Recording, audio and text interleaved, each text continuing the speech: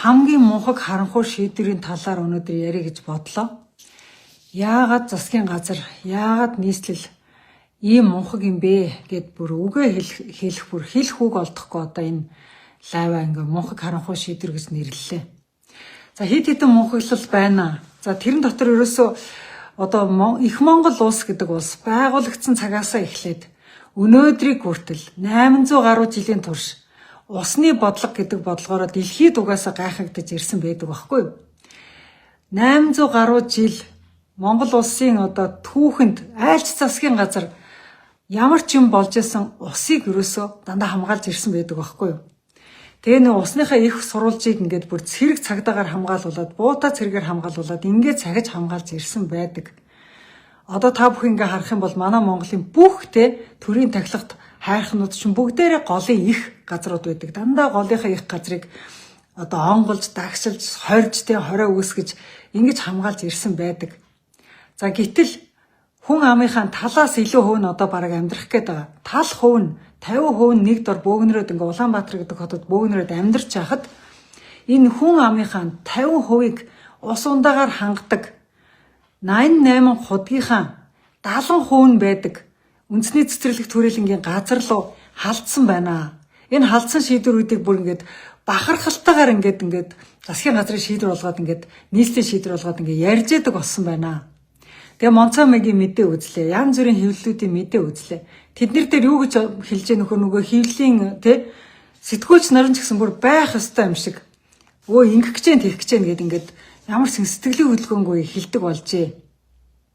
Тэгээ би өнгөрсөн 7 хоногт ингээд одоо ялангуяа энэ 7 хоногт болон түрүүчийн 7 хоногт иргэд гарын үсэг цуглуулад энэ ундны усны Улаанбаатар хотны ундны усны их сурвалж дээр их үүсвэр дээр мянгаар нь га газруудыг одоо гэдэг одоо гаагаар нь газруудыг ингээд тарааж цацаж хайж байгаа энэ шийдвэрийг хараад бол үнэхээр ингээд одоо хэлэх үг олдохгүй байна. Шунлын харгаа юм уу? Мунхгийн харгаа юм уу? Харанхуй бүдүүлгийнх юм уу?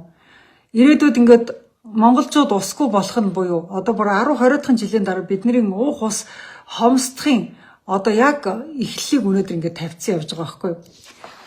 Улаанбаатар хот чинь усны хомсдолтой хотын тоонд ордог. Тийм ч учраас бид нар худгуудаа биднийг ингээ хоолж яадаг, ундаалж яадаг худгуудаа дээд зэрэгээр хамгаалаад ингээд хамгаалтын бүс тогтоогоод тэр худгуудыг тижээж яадаг зүлэг ногоон дэвсгэрээр нь байлгахын төлөө үндэсний цэцэрлэг төрөл ингээд ийм том цэцэрлэгийг бий болгоцсон байж байдгийг. Гэтэл нөгөө зүлгэн дээр бороо ороод доошоогоо шингээд доошоогоо судлаараа дамжаад бидний одоо уух усыг бий болгож идэг гүний худгуудыг тижээж ах. Тэр тижээлийнхэн талбай дээр энэ нөхдүүд юу хийж гэнэ вэ гэхээр дандаа гадаад улсуудын нэр барьсан. Дандаа гадаадын засгийн газруудын нэрийг барьсан. Гой нэрээр ингээд талбай цемэнтлэх гэж байна. Тэр дээр нь театр барьна уу, автомашины зогсоол барьна уу, экспо гэн юу барьна уу. Дандаа гадныхны нэртэй. Жинхэнэ дээрөө хин энийг хийж хорлож байгаа вэ? Биднийг хорлож байгаа гэхээр Нямбаатар тэргүүтээ нийслэлийнхэн баггүй. Замдастар тэргүүтээ засгийн газар. Эднэр биднийг хорлож байна. Яаж хорлож байна уу гэхээр энэ нөхдүүд одоо ингэж шүү дээ. Зөвхөн ганцхан театр барихын тулд 40 га газрыг өгнө гинэ. Өгцөн гинэ одоо бүр ингэж шийдвэр мэдрэр нь гарч ана гинэ. За тэгснэ ганцхан хурал зохион байгуулахын тулд 8 дугаар сар 2026 оны 8 дугаар сард нэгдсэн үндэсний байгууллагын цөлжилттэй тэмцэх талуудын уулзалт гэдэг хурлыг зохион байгуулахын тулд 10,000 хүн орж гарах экспо барих 20-од байшин бариад тэгээд хичнээн мянган машины зогсоол барина гинэ. Бөөн цемэнтлэх юм ярьж байна. Газар цемэнтлэх юм ярьж байна. Тэгэхээр зүлгийг цемэнтлээд эхлэнэ гэдэг бол тэр нь туулын хурдны зам байна уу, тойрог хурдны зам байна уу? Тэр нь автомашины зогсоол байна уу, театр байна уу хамаагүй. Энэ газрыг цемэнтлээд эхэлнэ гэдэг чинь л гүний худгийн усыг байхгүй болгоно л гэсэн үг байхгүй юу? Гүний худгнууд биднийг тижээдэг тэр худгнууд чинь зүлгээр тижээгддэг байхгүй юу? Зүлгээр модоор болон зүлгээр тижээгддэг. Яг тэгвэл мод зүлгнүүд чинь усыг дотроо ингээ үндсэндээ шингээж аваад доош нь явуулж өгсдөө сувг руу нь явуулаад ингээ бид нар гүний худгнууд маань тижээгдчихэд. Тэгээ Улаанбаатар хотыг тижээдэг 88 худгийн 61 нь буюу 69% нь байдаг. Тэр талбайнаас эднэр одоо ингээд тэр талбаараа шунлын гараад үрчлээ. Тэр талбаараа одоо өнгөрсөн 7 хоногт энэ нийслэлийнхэн шунлын гараад үрчлээ. Тэгээд дандаа яадаг вэ гэхээр гой гадны улсуудын нэрийг барьж агаад дандаа цаана өөртөө газрын намайчтал одоо өмч хөрөнгө авч үлтгэл төлгөө хийцэн байдаг. Та нар бүгдээрээ мэдж байгаа 2015 онд байгаль орчны сайд оюун хорол байхад газар өгөөд Асем Вилла гэдэг ингээд газар өгсөн байдаг. Тэгээд тэр Асем Виллаг тухайн үед барьж байхдаа юу гэж мэдээ өгчээсэн бэхээр энэ дандаа эко хауснууд баригдана. Дандаа нарны гэрлэр халнаа. Дандаа тэр салхиар халнаа. Энд бол ерөөсөө доошоо бараг жолтонч байхгүй л гэж бараг тим эко гэж биччихсэн байхгүй анх одоо газар өгч явахдаа. Газар өгснээ дараа юу болсон бэ гэхээр тэнд нөгөө нэг Асемийн ирсэн төлөөлөгчд нэг буугаад исэн байхгүй. За нэг ганц хоёр төлөөлөгчд буусан. Ихэнх нь Улаанбаатар хотын зочдлуудад бууцсан. Тэгэд яасан бэ гэхээр тэр нь эргэл хин нэгэн хүмүүсийн хаус, хин нэгэн хүмүүсийн хувийн хвшлийн байр барилга болол үлдсэн байхгүй. Тэгэхээр эдгээр яадаг вэ гэхээр одоо эдгээр гадныхны нэр барьж хулгай хийж гарч байгаа юм байна. Асемаар бол маш их газар хулгайсан байна. Богд уул руу халдсан байна. Богд уулны одоо тийм хамгийн гой ингэр хамгийн гой зүлгтэй одоо л манай нөгөө 88 хотгийг усаар тижээж идэг тэр сайхан уулын сайхан зүлгэнүүдээс тэд нар баахан аваад одоо ингээ байшин бариад ингээ сайхан баячуудын байдаг хороол болгоод авсан. Одоо яаж ийнө гэхээр одоо энэ Асемтэй яг адилхан те нэгдсэн үндэсний байгууллагын талуудын уулзалтын 17 дугаар уулзалт гэж хэлчихэд тэгээд тэндээ яг манай усны их усүр дээр яг бидний удгийн худагн дээр одоо тэгээд 5-6 мянган машины одоо тийм зогсоол гэдэг ингээд цемэнтлээ хайх гэж шүү дээ. Тэгээд экспо барина гэдэг ингээд газрын тэр чигээр нь цемэнтэлж хайж агаад төр барилга барина гэж байгаа. Дараа нь тэр төр барилга нь бүр барилга болж хувирна. Хин нэгэн хүн тэр улсын мөнгөөр барьсан төр барилга аваад нүүлээ гэхэд нөгөө зогсоол дээр нь дараагийн хүн бизнесээ ботцсон л байж байгаа. За тэгээ энэ яаж ийн нөхөр дахиад одоо нэгдсэн үндэсний байгууллагын нэрээр хулгай ихнэ. Энэ нөхдөд бол ямар олон гадныхны нэрээр хулгай хийх юм бэ? Одоо хятадын засгийн газрын нэрээр 40 га газрыг хулгайлах гээд одоо бэлтцсэн үндэсний театр барина гинөө. Гэхдээ би ч одоо соёлын сайд байхдаа тэр үндэсний театр гэдэг сургийг сонсч л байсан. Тэнд чинь ерөөсө 2 га газар л хэрэгтэй байдаг байсан. Хэдүүдээ 40 га газар болчвоо.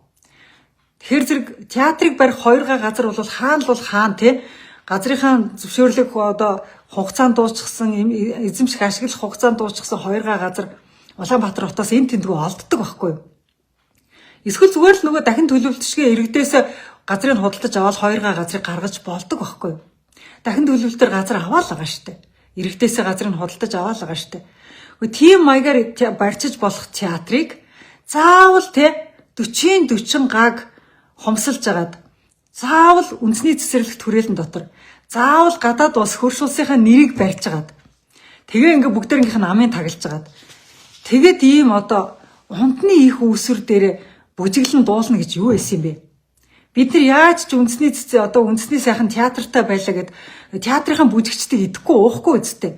Дараа нь бид нар ч усаал уух хэрэгтэй үсттэй. Тийм учраас энэ урлагийнхан маань ч гэсэндээ энэ дээр бас эсэргүүцэл илэрхийлмээр байна. Ийм театрыг байгуулах юм бол нөгөө урлагийн маань нэр төр те урлагийн маань ариун цагаан нэр төр бузарлагдах гээд байна. Бид нар нүгэлгүй ээжэж гой дуулдаг юм аа. Нүгэлгүй ээжэж гой бүжгэлдэг юм аа. Нүгэлгүй ээжэж энэ хөгжимчин гой дуурдаг юм аа. Бидрийг юм нүгэлтэй юмруу битэж хирээд байгаа ч гэд урлагийнхан бас босмоор байна. Яагаад дуугаа байдаг юм бэ? Гой театртай болох ч байгаа гэж дуугаа байж болохгүй. Уух устаа байжж бид нар чинь дуулж тэр уртын дуугаа дуулж тэр хөөмийгөө хөмөлнө шүү дээ. Тийм учраас энэ дээр бол театр барих ч байгааг би бол эрс эсэргүүцэж чинь. Соёлын сайд байсан хүн байсан ч гэсэн би энийг би эрс эсэргүүцэж чинь. Тэгээ энийг эсэргүүцэж одоо өргөдөл бичиг гаргаж байгаа иргэдийн тэр хүсэлт өргөдлөд бол би одоо маш их дэмжиж байна. Энэ иргэд бол цаашаа бас яваасаа тэр нийслэлийн иргэдийн хурал дээр очиж үгээ хэлээсэ гэж бодож байна. 15хан иргэдийн төлөөлөгч сууж агаад одоо тэр 40 га газрыг театрт өгнө.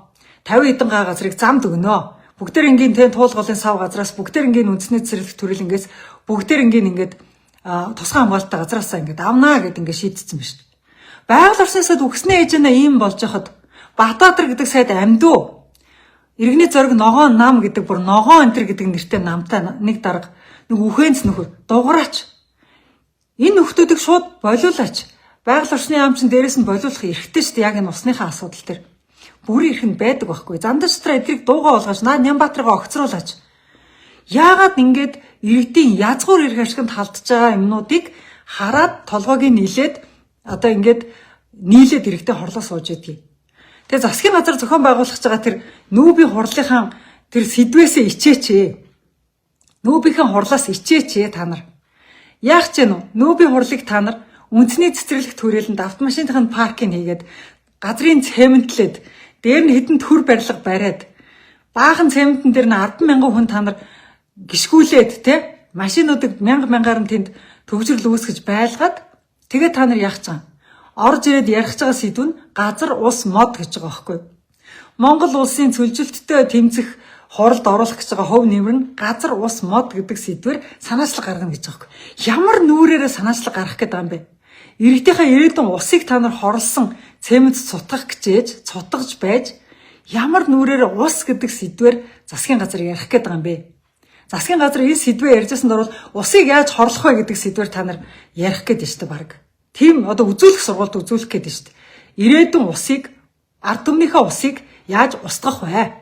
Усны онцгой хамгаалтын бүсийг яаж дээрэмдэх вэ? Худгийг яаж байхгүй болгох вэ? Та нар тийм ажил хийж засгийн газар. Тэгээ нүүбэд та нар ямар санаачлаг гаргаж байгаа. Газар ус мод гэдэг санаачлагыг манай улс гаргана. Йой Батбаатараа ичээч. Ядахтаа газрынхаа тухай, усныхаа тухай, энэ модныхаа тухай наад захын одоо 3 дугаар ангийн түн бодисын мэдлэг аваатгачтай эхлээд ямар харанхуй бүдүүлэг мэдлэггүй юм бэ? Бүр ямар юм бэ энэ байгаль орчны сайдын чинь. Наад байгаль орчны сайдаа ингэж одоо Монголын усыг ингэж хорлуулах гэж ийм зорилгоор тавьж иргэний зориг намаар ард түмний усыг хорлуулах гэж ингэж тавьсан бол зандан шатарч өөрөө огцрох хэрэгтэй. Яг хэрвээ одоо Монгол улсын иргэдийн усны их үүсвэрийг бидний амьдралыг таслахын төлөө ингэж чичирж байгаа бол энэ засгийн газар байх ямар ч нүүргүй. Нэгдсэн үндэсний байгууллага дээр би одоо англиар бичдэг юм билүү гэж бодож байна. Ямар нүрээрээ Монголд та нар цэвэр усны нөөцний их сурвалжин дээр та нар 10,000 ирж бужигдах гэдэг юм бэ? Юу болох гэдэг юм бэ? Ямар нүрээрээ энэ дээр ус гэдэг сэдвээр та нар ярих гэдэг юм бэ? Дараагийн лайв би англиар хийшээ хэрвээ та нар энэ шийдвэрээ эсэргүүцэж чадаа энэ шийдвэрээ зогсоохгүй бол хэрвээ та нар Нямбаатрыгаа зогсоохгүй бол энэ тэнэг мунхаг харанхуй шийдвэр гаргасан нийслэлийн иргэдийн хурлынхаа шийдвэрээ өөрчлөхгүй бол зандар шатар тэр амьтаа өгөөнд мэдэгдэхгүй байгаа өгөөнд мэдэгдэхгүй тэр байгаль орчны сайдынхаа амаар нэг жоохон олигтойхон үг хэлүүлж олигтойхон шийдвэр гаргуулахгүй бол дараагийн 7 хоногоос эхлээд яг нүүбийнх нь ойлгодог хэлээр нүүбийн 5 хэлээр нь ярьж эхлэв та хэдүүлээ. Яасаа ахтар нүүбтэй нийлж та нар газар хулгайлдаг. Яасаа ахтар нүүбтэй нийлж бидний усыг хулгайлдаг. Яасаа ахтар хятадын засгийн газрыг та нар урдаа барьж ийм их газрыг та нар усгүй болгож идэг. Хятад хэл мэддэг нь хятадаараа, орос хэл мэддэг нь орсоор, франц хэл мэддэг нь францаараа, испани хэл мэддэг нь испанаараа, англи хэл мэддэг нь англиараа. Жиргээл та бичээл та тэгвэл. Ямар та нар олон улсын нэр барьж бидний уух ус руу халддаг юм бэ? Ийм учраас энэ одоо байгаль орчин ногоон хөгжил уур амьсгалын өөрчлөлтийн сайд Батбаатар гэдэг хүнээ зайлвал. Тэгэд жинхэнэ усыг хамгаалж чадах жинхэнэ тэр газар ус мод гэдэг юм чинь жинхнээр нь ярьж чадах хүн гарч ирээд тэр COP17-ийнхаа уулзалтыг хүү 7 удагт хийчих. Хүү 7 удагт очиод хийчих. Яг тэгвэл тэнд дид бүтц чинь бэлэн байгаа. Машины зогсоол чинь бэлэн байгаа. Та нар энэ цэцэрлэг төрөлийн цемэнтлэх ямар шаардлагагүй хүү 7 удагт тэр юм чинь байж байгаа. 10,000 бол 10,000. Манай одоо Улаанбаатар хотын сая иргэдийг тэнд саяар нь байлгадаг, саяар нь авч чаддаг талбай тэнд байж шít. Тэгээ та нар төр байр барих гэдэг юм бол тэр төр байр нь заавал байшин байх албатай мó. Янз янзын тэр 20 объект энэ тэр хүү 7 удагт очиж барил та. Яагаад тэгж болохгүй вэ? Сүлжилттэй тэмцэж байгаа юм бол усгүй жинхэнэ одоо хуурай газар та нар жинхэнэ бүх юм хуурай хийж өгөх хэрэгтэй байхгүй. Монгол улсаар дүүрэн хуурай жорлон байна. Би хэрвээ Батбаатарын оронд байгаль орчны сайд байсан бол та нар устай газар худаг уухаж устай газар та нар ариун цэврийн байгууламж байгуулж устай газар та нар хүмүүсийн жорлон байгуулна гэж байхгүй шүү. Та нар хүү 7 удагт очиод хуурай жорлон хийгээд жинхэнэ утгаараа сүлжилттэй тэмцэе гэвэл усыг хэмнэнэ. Усыг хэмнэ гэвэл хуурай жорлонд бийдснэ. Та нар хуурай жорлонд бийдсчээс та нар усыг тэдэн өдөрт та нар нэг хүн одоо усыг та нар 80 литрээр нь хэмнэнэ. 10,000 хүн нийлээд та нар 800 тонн ус хэмнэ гэд ингээд ярьж ах хэрэгтэй байхгүй өдөрт. Тэгсэн чи яаж вэ? Тэгсэн чин Баттбаатар юу шийдэж байна? Монгол улсын усны нөөцний Улаанбаатар хотын усны нөөцний 70% нийт байд юм аа. Энэ рүү багаад өгөөч, шээгээд өгөөч. Энийг бохирдуулаад өгөөч. Энэ дотор нэг хэдэн худаг байдаг юм аа. Тэр худгийг хаагаад өгөөч гэд ийм ажил хийгээ сууж та нар. Энэ бол баста арай л дэндүү гомдмоор байна. Та нар ингээд энэ бол яг эцсийн эц та нар бол байгаль орчны төлөө энийг яриад байгаа юм биш. Газар усны төлөө энийг яриад байгаа юм биш. Та нар нэг тэр COP17 гэдэг уулзалт таач нэг гоё хийх гээд байгаа даа биш.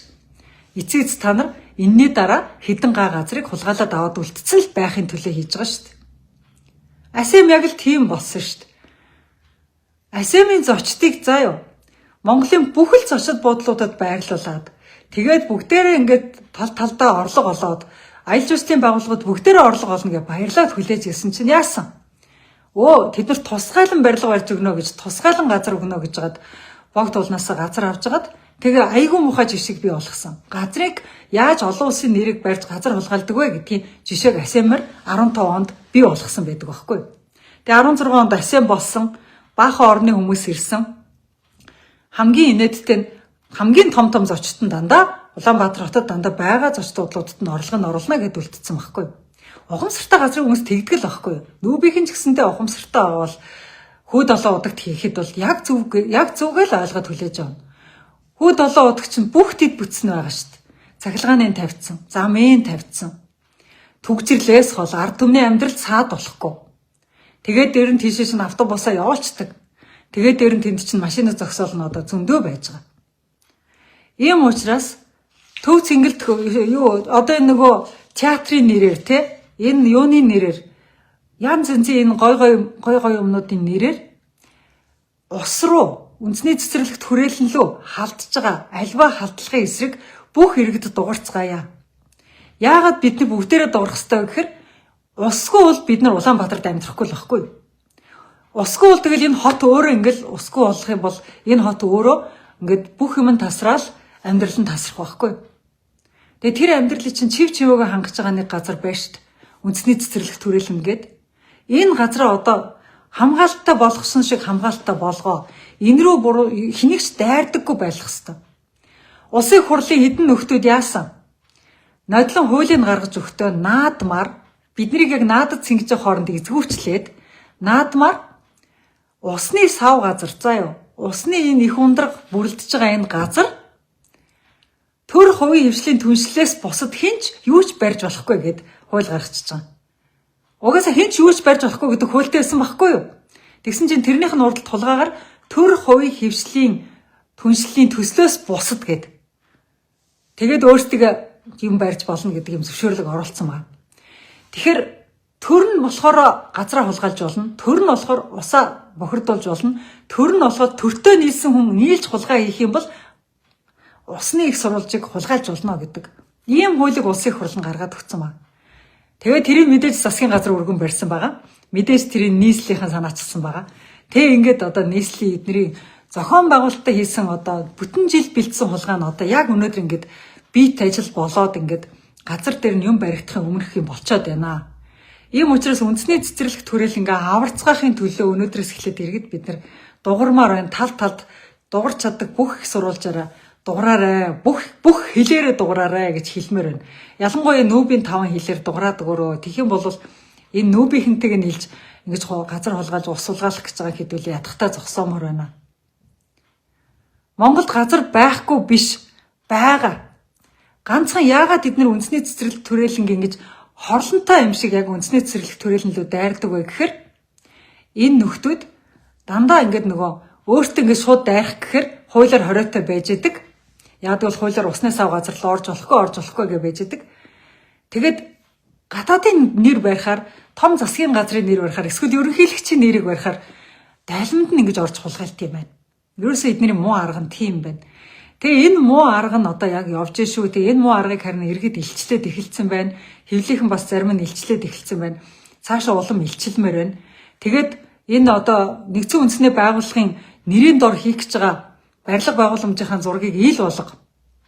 Яг ямар газар руу та нарт дайрч байгаа тэр газараа ил болго гэж шаардмаар байна.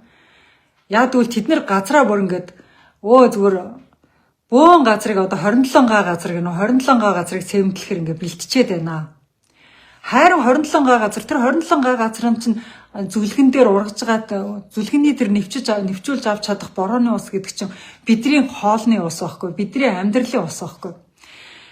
Тэгээ ийм одоо мунхаг харанхуй шийдвэр гаргасан байна. Дахиад нэг мунхаглалыг ярья. Энэ өвөл болох гэж хахад өвлийн бэлтгэл хийгээгүй мунхаг гэсэн байх юм аа. Засгийн газраа хүш нийслэл нүүрс хангаж чадахгүй байгаа нь одоо ганц Нямбатрын ажлаас засгийн газрын згсэн ер нь муугих гэж би бодох гэдэг. Одоо тэгээд иргэд чинь өнөөдөр ямар байдалтайгааг шалгаж байгаа засгийн газрын гишүүн байна уу? Наад Нямбатрын ажлыг шалгаж байгаа хүн байна уу? Нямбатрын чинь чөлөөлөх, огцруулах арга хэмжээ авах хэрэгтэй ганцхан хүн байдгийг шүү дээ. Монгол улсын ерөнхий сайд гээд зандан шатраа иргэд чинь энэ үйл хүлтгэж байгааг мэдж гэнэ үү? Мэдж гэнэ үү? Иргэд яаж нүүрс авж байгааг мэдж гэнэ үү зандан шатргаа? Та бүхнийг санал суудлын хэрүүл үндсэн үйл зөрсөн асуудал бужигнж явах хооронд өвлөлтийн бэлтгэл байхгүй маргаашнаас эхлээд ингээд цасан шуурга мурган болоод ингээд эхлэхэд нүүрсгүй айл цан чин зөндөө байна. Нүүрсээ авч чадахгүй байна. Гар утасгүй, смарт утасгүй, датагүй, хороо хориндоо бүртгэлгүй ингээ хашаанд бууцсан айлууд айлын хашаа сагж байгаа, түр байж байгаа. Нялх хүүхдтэй гэрээс гарч чадахгүй, нялх биетэй гарч чадахгүй хүмүүс, хөл гар муутай хүмүүс, нүд ам одоо хараа муутай хүмүүс бүгд нүүрсгүй сууж штт. Яасан? Заавал хотуула гэдэг ап руу орно гэсэн. Хотуула гэдэг апн дээр ингээ өөрийгөө бүртгүүлэхээр заавал хороо хориндоо тодорхойлт гэсэн. Тэр хороо хориндоо тодорхойлтын заавал 5 толгой түнш компанид авчиж үзүүлнэ гэсэн өөрөөсөө. Тэгээ хичнээн газраар явж иж тэр нэг ап руу орох юм мэдэхгүй. За тэгээ ап руу орчоод ингээд нүүрсээ авах юм гэсэн. Яг үүндээ тэр ап руу орж чадж байгаа хүн бол за би дам хаваас асуулаа. Нүүрсээ авч чадж гэнэ үү? Нүүрсээ авч чадж гэнэ гэдэг дам хаваар асуулаа. Яг үүндээ дам хаваар дандаа настай хүмүүс хашаагаас ахаад үлдсэн байна. Гар утастай нэг жамтай алга, ап гэдэг юмыг татаж үзсэн нэг ч хүн алга, нүүрсээ авсан нэг жамтай алгаа. Яаж болгож гин? Одоохондоо цахилгаан халаалтаар болгож байгаа айлууд байна. Одоохондоо урд жилийнхээ нүүрсний жижигхэн үлдэгдлэр болгож байгаа хүмүүс байна. Тэгээ нүүрс байна уу гэсэн л одоо тийм л хүмүүс байна шүү дээ.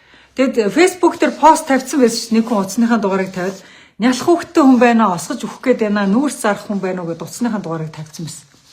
Хүш яана ингэж нүүрсээр хангахгүй, ингэж амьдруулахгүй, Нямбатраа ингэж амьдруулахгүй. Чи зүгээр нэг айлыг хөлдөөж байгаа чинь л чиний огцрох шалтгаан мөн.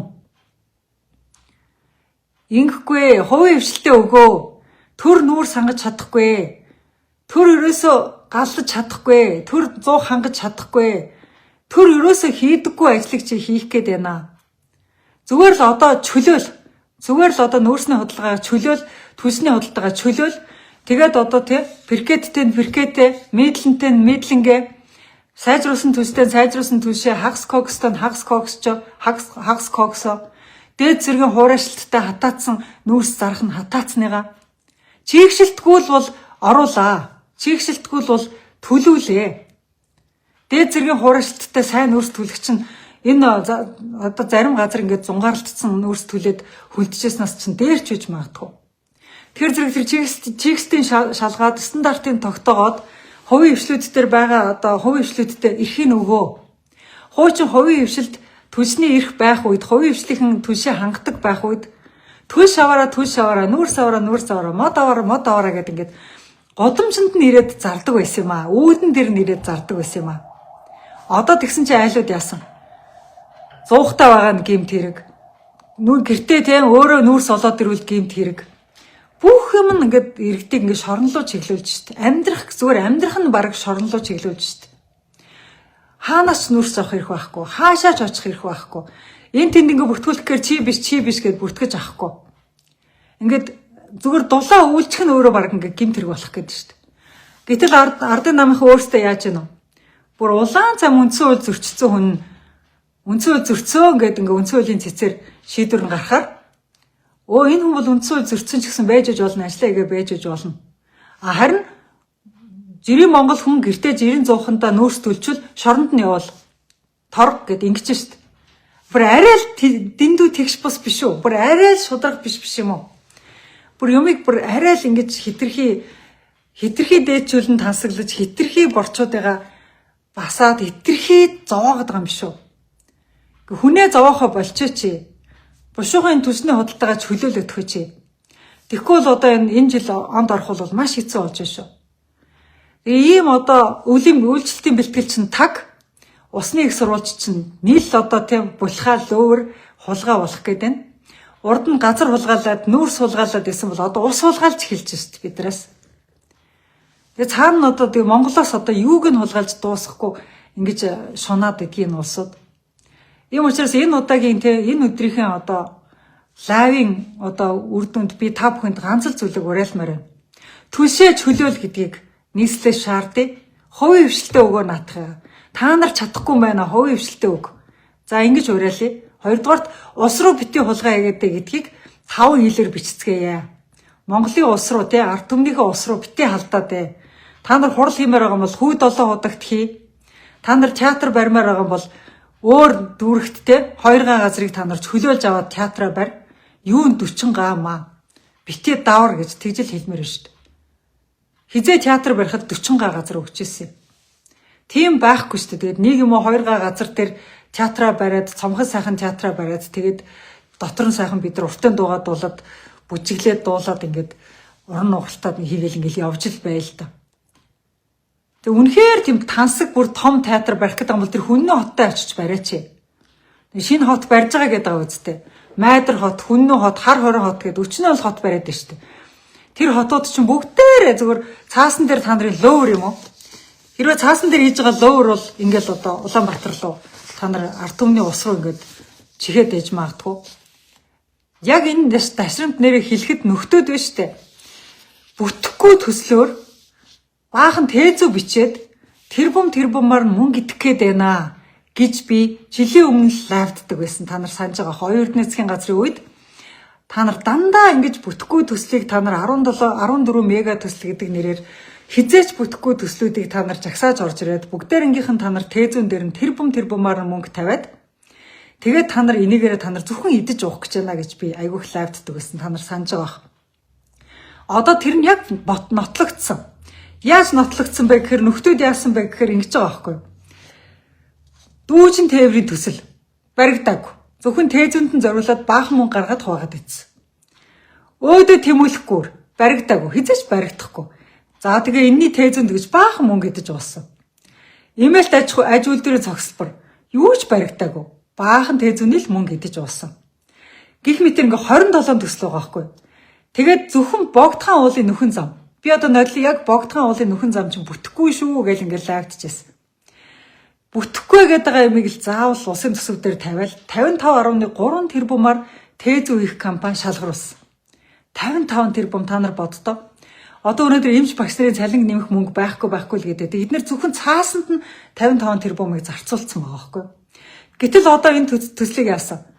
Бүр тэр 55 тэрбумаа хувааж нь идэж уусныхаа дараа учрал яаж зарласан бэ гэхээр энэ төсөл өөр ашиггүй юм байна. Боллоо гэд болчихж байгаа байхгүй. Үнэн тоглоомтой байгаа зү тэ. Тэгэхээр зэрэг эдгээр болохоор ингээд өөртөө болохоор тэрбумаар нь хулгайлж, тэрбумаар нь цаас уулгаж нэг хулгайлж, олон улсын хурал уулгаж нэг хулгайлж дандаа ингэж хулгай аргануудыг сэтгэх юм аа. Ер нь бол та нар бодож л байгаа. Давос гэл ингээд жилийн жил Швейцарт нэг дэлхийн нийтийн эдийн засгийн форум гэл дандаа болж байдаг. Давост явж үзсэн хүмүүс ирээд ярих хэрэгтэй шүү дээ. Давосын тэр том хурал гэдэг чи юу юм? Нэг тосгонд л бүгдээрээ суглардаг. Тосгоны айлын л байшинд хөлсөж ордог. Тэгээ тосгоны айлуудын байшингуудад л орлого оруулчаад ирдэг байхгүй юу? Тэгэл тосгонд байдаг хэдхэн зочдуудад нь том дарга нар нь ороод нөгөө дагалдаж атсан 10 мянган хүмүүс нь айл өрөө төрөлсөж амьдарч байгаа л тэгэл ирдэг штеп. Гэхдээ тэгэл олон улсын хурлын чинь байгаа орон нутгийнханд нь орлого оруулаад байгаа орон нутгийнханд нь зочид буудал гэр бол гэр хашаа бол хашааг нь хөлсөж амьдарчаал 2-3 хончол буцчих болдгоо юм энэ чинь. Би ч л соёл спорт айлчуулалтын сайд байхад олон улсын урлагийн нөгөө бурятуудын наадам хийнгээд Хинтээ аймгийн Дадас суманд наадам хийх болсон. Тэр наадам хийх болоход дахиад яг сая энэ АСМ-х шиг ингэж энэ юу энтрих шиг тусдан газар авж байгаа л тэр тустай газараа цахилгаанжуулаад тэр газар зам 50 мөнгө тавиулъя гэж орж иржсэн байхгүй надад тэр. Би тийм байхгүй. Ганцхан өдрийн наадам 2-3 өдрийн наадам нийтлээ та нар тийм их мөнгө төсөөс үрхгүй. Та нар дадал сумынхаа иргэдийн байруудаар хөөслөж суулгах наад зочдыгаа дадал сумынхныхаа хашаануудад та нар майхан барь, дадал сумынхныгаа та нар орлоготой болгох. Тэгэл дадал сумынхан энэ одоо наадмын дараа бүгдээрээ мөнгөтэй болол үлдэх хэвээр. Тэгэл нэмж юуч барихгүй шүү гэдэг ингээ юм бариагүй.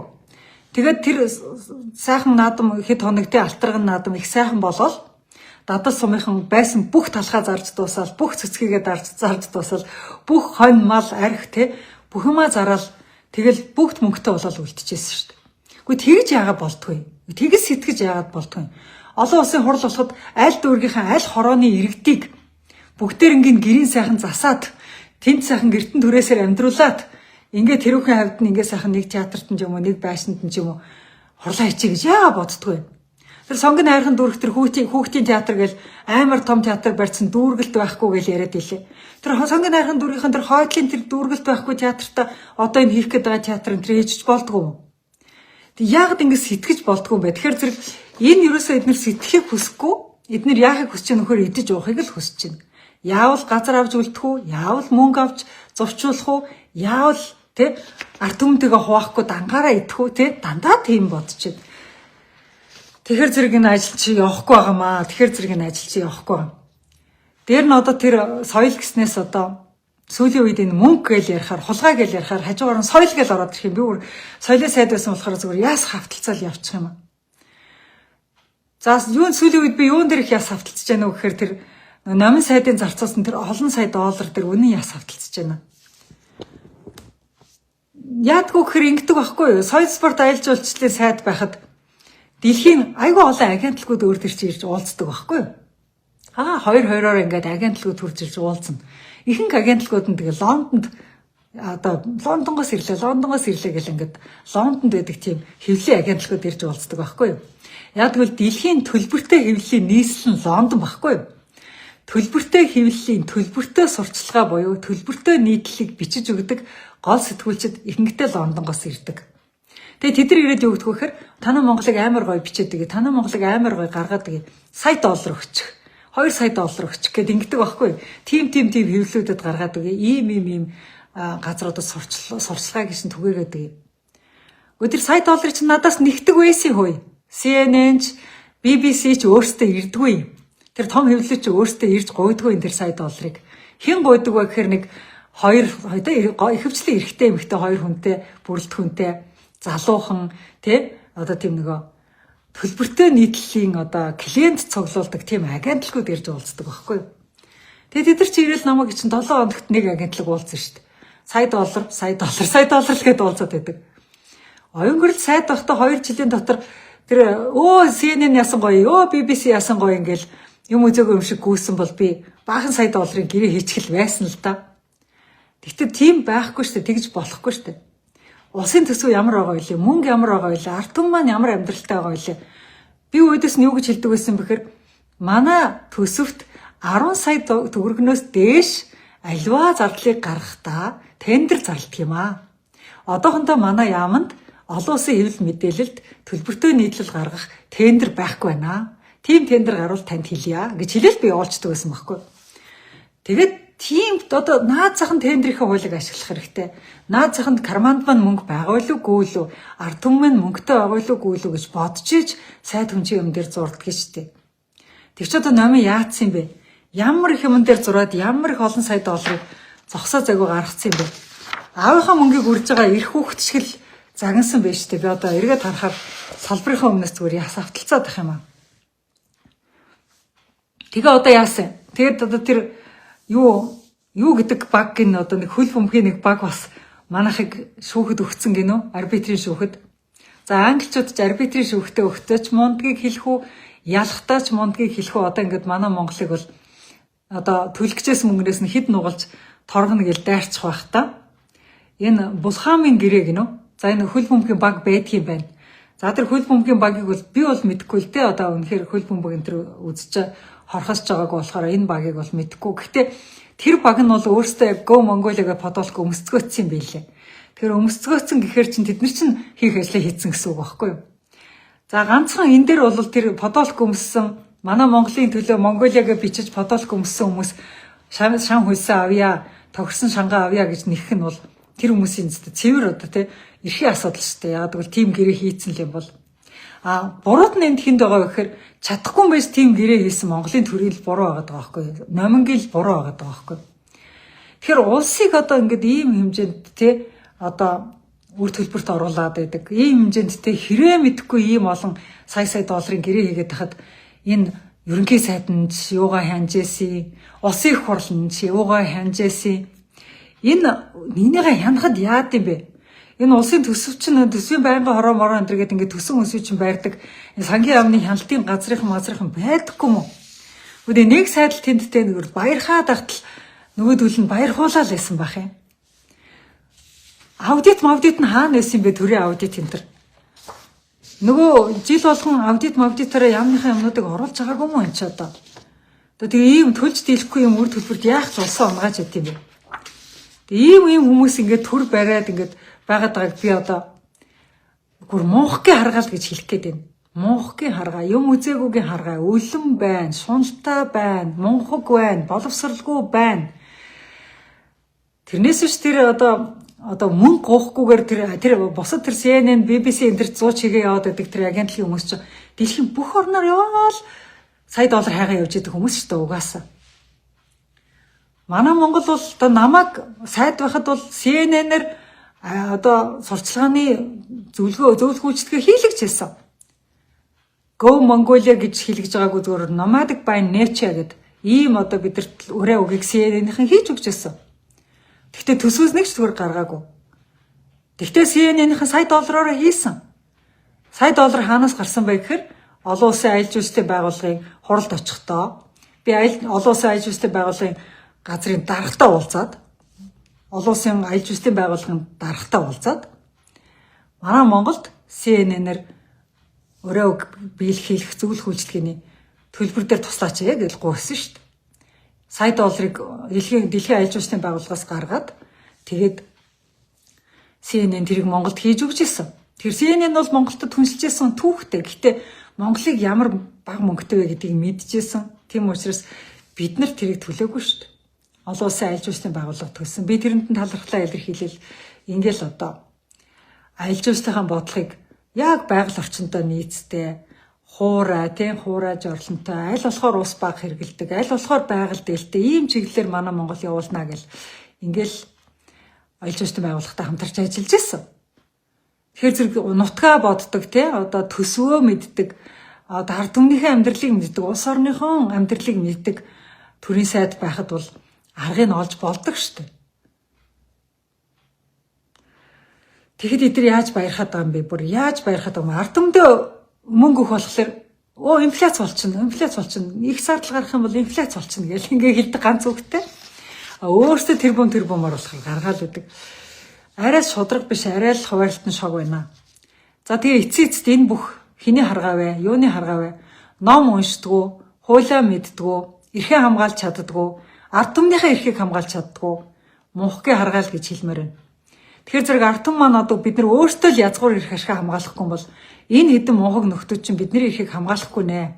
Биднэрт бүр уух усын маань хүртэл ширхтэл нь эднэр чинь мунхарчжээ, бүр тэгтлээ мунхарчжээ, тэгтлээ харанхуй бүдүүлэг юм байна, тэгтлээ боловсралгүй юм байна. Тэгэхээр энэ боловсралгүй нөхдүүдийг эрх барьж байгаа үед сонор соргог байхгүй бол болохгүй нэ иргэдээ, сонор соргог байхгүй бол болохгүй. Тэгээд дахин хэлий өнөөдрийн маань лайвын үр дүнд хоёр зүйлийг хэлцээд өгөөрэй. Нэгдүгээрт үндэсний цэцэрлэг төрөлнгээс өчүүхэн газрыгч бүү цемэнтлээ гэдэг одоо ийм хөдөлгөөнийг хийгээд өгөөрэй. Хоёрдугаарт нүүрсний зах зээлийг чөлөөл. За энийг хэлээд өгөөрэй. Түлшний зах зээлийг. За тэр нь одоо иргэд маань яг түлшний зах зээл чинь хувийн хвшлийн одоо мэдлэлт байхад бүр янзын төлш хийжсэн шүү дээ. Модоор пилет хийжсэн, биомассаар пилет хийжсэн, хичнээн гой түлшнүүдийг хувийн хвшлүүд хийжсэн. Тэр олон сайхан одоо санаачлагуудыг эргээд өрнүүлээ. Иргэд маань одоо биомасса авъя, пилетэд төлье, сайжруулсан төшөө улам сайжруулж төлье. Та нарын тэр одоо хэдэн мянган бэрийн цаанаас хятадын урд зүгээс зүгээд байгаа хагас кокс гэлгүүгээр эндээ хагас коксоо хийя. За тэгээд нүүрсний одоо тэр хуурайшил чиглэлийн хэмждэг багц төхөөрөмжөө сайжруулаа. Стандартыг хэмждэг багц төхөөрөмжөө сайжруулаа. Тэгээ сайхан стандартын хэмжээд яваад ээ. Стандартын хэмжээд яваад. Тэгэл стандартанд хүрсэн юмыг хувийн хвшил зарж байвал тэрийг заруулаад өгөө. Тэгээ иргэд чинь нэг онд ормоор байна. Амьд мэнд онд ормоор байна. Нэг хөлдөж өгчихгүй шиг онд ормоор байна. За ийм шаардлагуудыг тавья гэж бодож байна. Тэгээ энийг та бүхэн нэгдэж дэмжижээвэл энэ шаардлагыг дор дороо өөрөөсөө бас тавиад өгөрөө.